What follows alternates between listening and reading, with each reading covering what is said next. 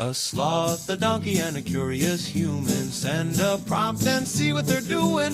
One hits record with a question on his mind. Two brothers pick it up, see what they find. Corn takes his time, Herman's got the facts. Back and forth, they never hold back. My weird prompts, come on in, that's where we begin. My weird prompts, glad you're here. This episode was generated using artificial intelligence. Please verify facts. My Weird Prompts is a community-driven initiative exploring how AI can fuel curiosity and uncover the fascinating ways our world works. GPU compute for this podcast is generously provided by Modal. Learn more at modal.com. I was reading through some of the headlines coming out of the Hebrew University recently, and it feels like we are witnessing a literal unearthing of a buried civilization, but one made of ink and parchment rather than stone and mortar.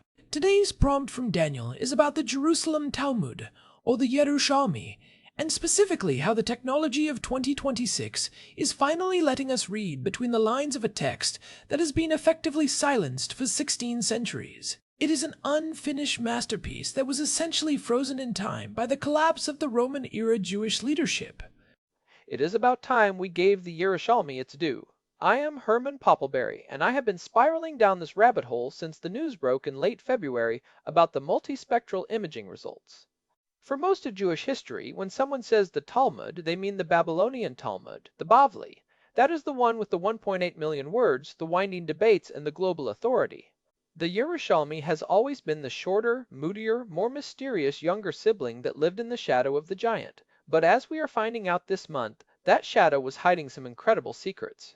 It is funny you call it the younger sibling when, chronologically, it is actually the older one. It was compiled in the land of Israel between 350 and 400 Common Era, which puts it at least a century and a half before the Babylonian version was finished.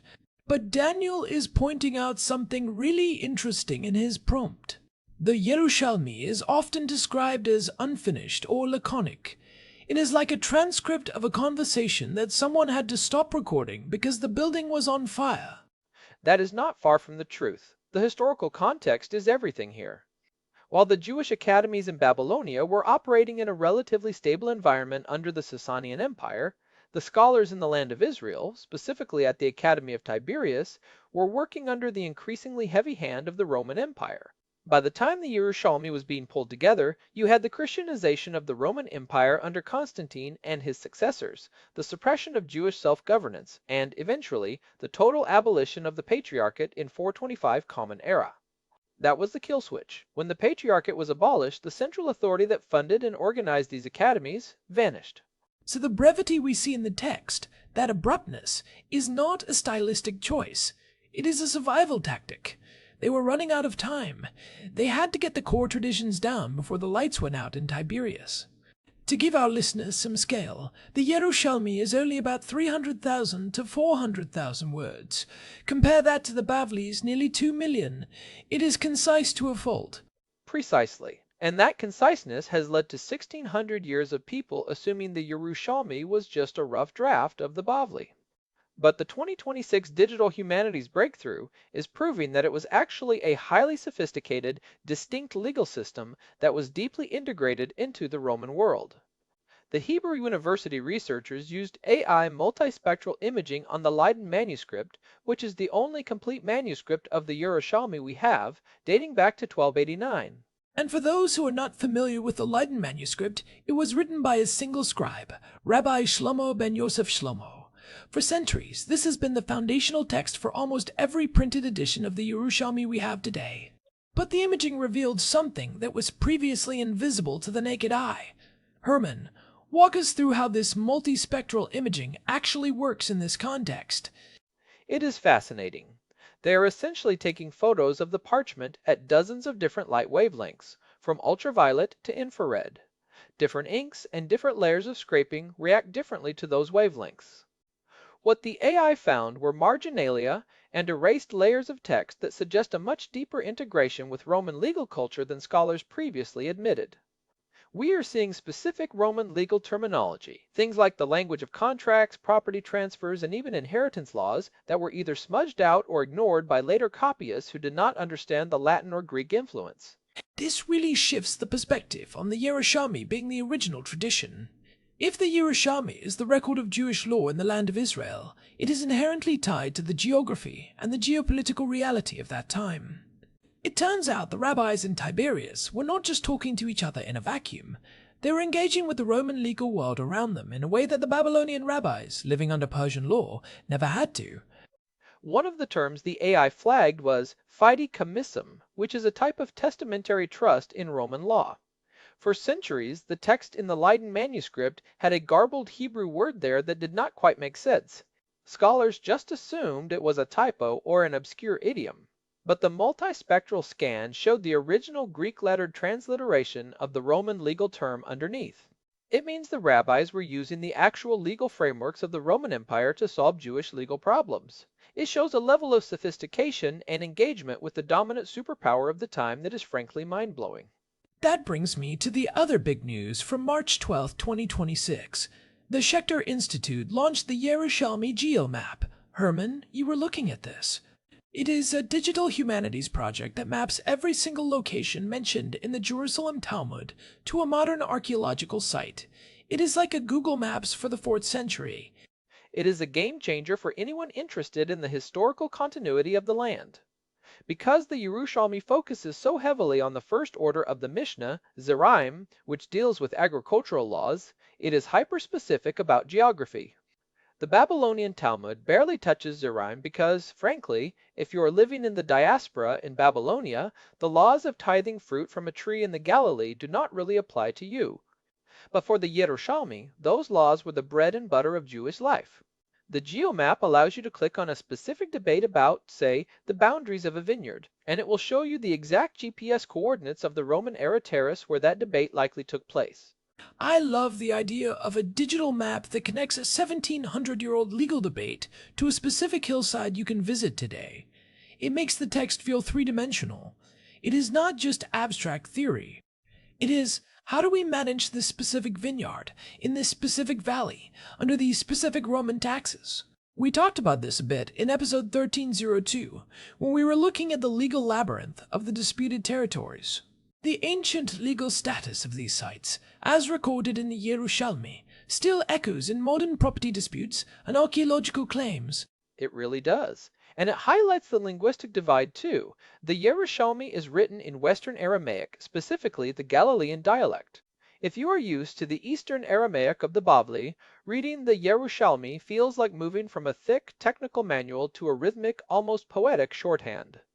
The Galilean dialect is closer to the language spoken in the land of Israel during that period, and it is full of Greek and Latin loanwords. The AI imaging at Hebrew University actually identified several Greek administrative terms that had been misread as Hebrew words for centuries because of scribal errors in the Leiden Manuscript. That is where the controversy comes in, right? There is this growing debate in academic circles about whether our entire understanding of Palestinian Jewish law has been skewed by the fact that we have relied on a single manuscript from 1289 that might be riddled with errors.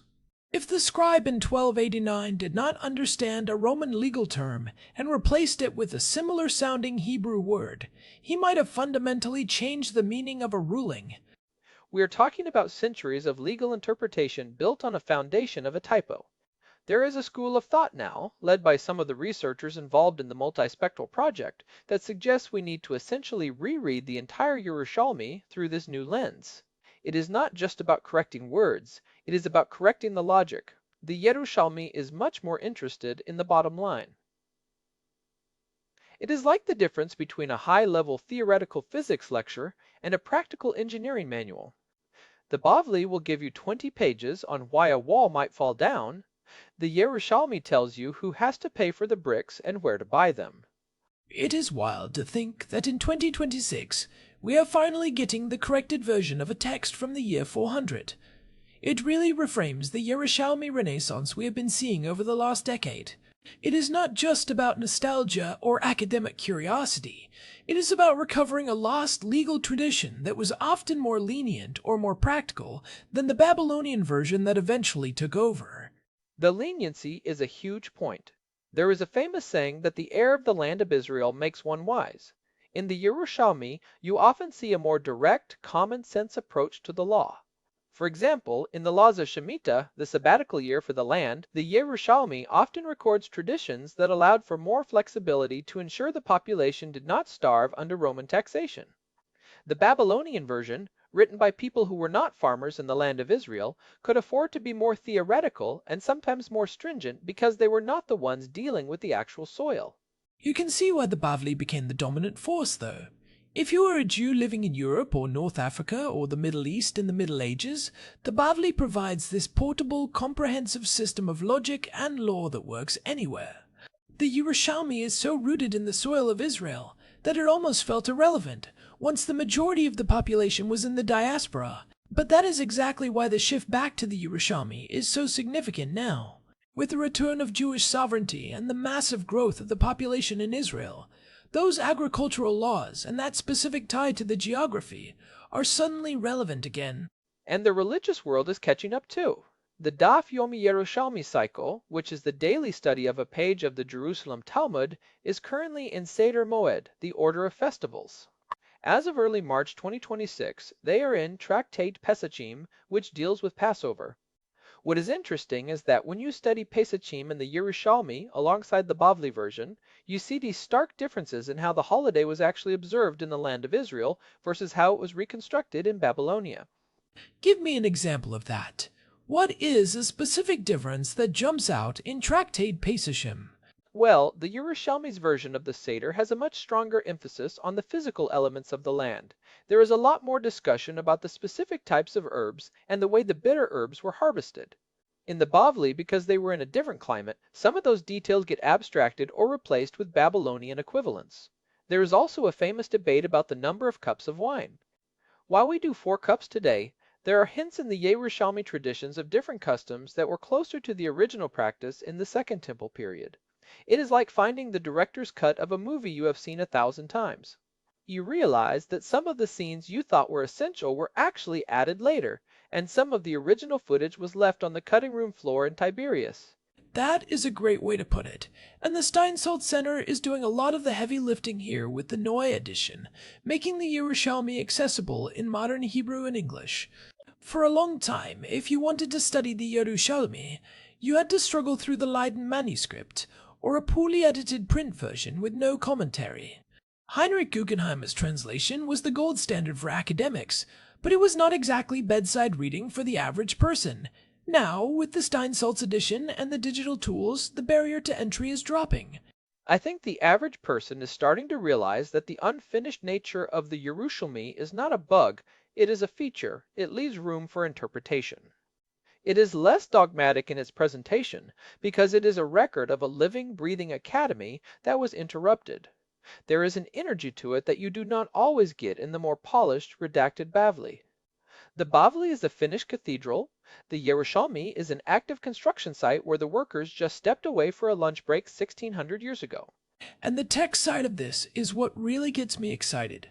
The fact that we are using AI to recover marginalia from 1289 is just the beginning. Think about all the other fragments in the Cairo Geniza or in private collections that were deemed illegible.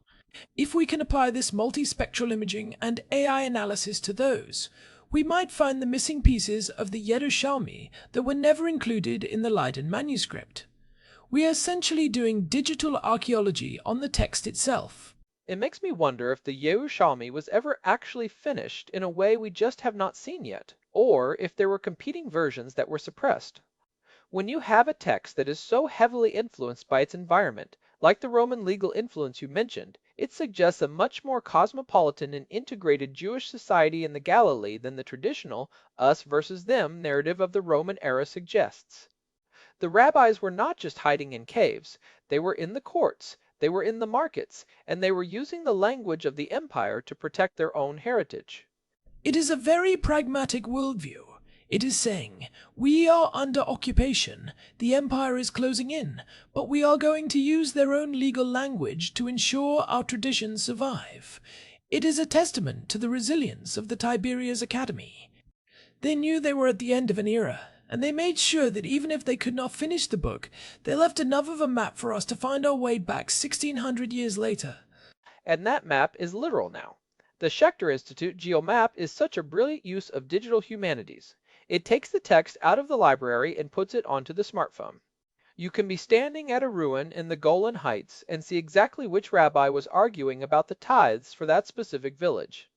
It bridges the gap between the intellectual and the physical in a way that I think is essential for the future of how we engage with history. It validates the archaeological record in a powerful way. When you can match a specific legal discussion about a synagogue's layout to the actual foundations of a synagogue unearthed in the 20th century, it creates this undeniable chain of evidence for the Jewish presence in the land. I want to go back to the Yerushalmi Renaissance for a second.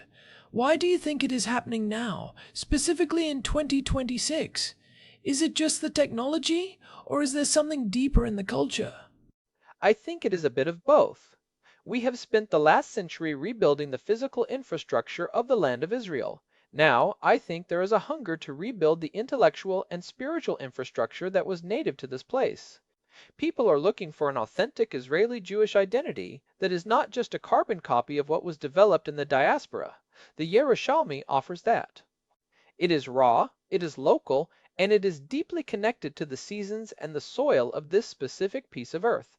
It is also worth noting that the Yerushalmi is much more focused on the communal than the individual in many ways. Because it deals so much with the laws of the land, it is about how a society functions together. That resonates with people today who are looking for ways to build resilient communities in a chaotic world, and the unfinished nature of it invites us to be part of the conversation. If the Bavli is a closed case, the Yerushalmi is an open file. It feels like we are being invited to finish the work that Rabbi Yochanan and the Tiberias Academy started. With the AI tools and the digital mapping, we are finally in a position to do that. It is a massive responsibility, though. If we are going to finish or even just properly interpret the Yerushalmi, we have to be careful not to project our own modern biases onto it. That is why the linguistic work is so important. We have to understand the Galilean Aramaic on its own terms, not just as a weird version of Babylonian Aramaic. The AI is doing the heavy lifting now, spotting patterns in the ink flow and the pressure of the quill that a human eye would miss in 100 years. We are seeing the layers of history literally being peeled back. So, for the listeners who want to actually engage with this, where do they start? If you were not a scholar at Hebrew University, how do you get a piece of this Yerushalmi Renaissance? The first thing I would do is check out the Schechter Institute's Geo-Map. Even if you cannot read a word of Aramaic, seeing the geographical spread of the Talmud is fascinating. It turns the text into an atlas. Then look at the Steinsaltz Noé edition. They have done an incredible job of making the Aramaic readable and providing the context you need to understand why these brief, laconic statements matter. And if you are really ambitious, you can join the Daf Yomi Yerushalmi cycle. They are in Tractate Pesachim right now, like we said. It is a great time to start because you are dealing with the laws of Passover, which are so central to the Jewish experience. It is a faster pace than the Bavli cycle, too, because the text is so much shorter. You can get through a lot of ground in a few months, but you have to be prepared for the fact that it will raise more questions than it answers. The Yerushalmi does not hand everything to you on a silver platter. It expects you to do the work, which is exactly why it is perfect for this show. We like the weird, the unfinished, and the things that require a bit of digging. The Yerushalmi is the ultimate weird prompt from history. It is a message in a bottle that was sent 1600 years ago, and we are just now getting the technology to read it. I think the biggest takeaway for me is that we should never assume a historical topic is settled. Just because the Yerushalmi has been around for over a millennium does not mean we know everything there is to know about it. The discoveries from late February and March of 2026 have completely overturned what we thought we knew about Roman legal influence and scribal accuracy. It makes you wonder what else is hiding in plain sight. What other foundational texts are sitting in libraries right now, waiting for the right AI model or the right multispectral camera to reveal their secrets? We are entering an era of digital paleography that is going to rewrite the history of the ancient world. It is a great time to be a passionate nerd, Herman. The tools we have now are just unbelievable. And the fact that we can use them to strengthen our connection to the land of Israel and our own history is just the icing on the cake. It truly is. The Yerushalmi is no longer just the lost sibling. It is becoming the central pillar for a new generation of scholars and practitioners, and I think that is exactly what the authors in Tiberius would have wanted. They knew the lights were going out, but they trusted that eventually someone would come along with a bright enough lamp to finish the reading. We are finally seeing the full picture of a community that refused to be silenced, even when the empire was knocking at the door. Well, that seems like a good place to wrap this one up. We have gone from ancient Roman legal trusts to AI multispectral imaging, and honestly, I feel like we have only scratched the surface of what is happening with the Yerushalmi right now. It is a live subject. We will probably be talking about this again before the year is out, especially if those AI models find anything else in the Leiden Manuscript margins. I am looking forward to it. There is so much more to uncover. Thanks as always to our producer, Hilbert Flumingtop, for keeping the gears turning behind the scenes. And a big thanks to Modal for providing the GPU credits that power the research and the processing we talk about on this show. This has been my Weird Prompts. If you are enjoying these deep dives into the intersection of technology and history, please consider leaving us a review on your podcast app. It really helps other curious minds find the show. You can also find us at myweirdprompts.com for the full archive and all the ways to subscribe. We will be back soon with another prompt from Daniel. Until then, keep digging. Catch you later. This episode was generated using Gemini Flash 3. Text-to-speech engine was Chatterbox. Thanks for listening to our show, My Weird Prompts, where our thoughts go from slow takes to facts on cue. We change and follow through. My Weird Prompts, that's the close from sloth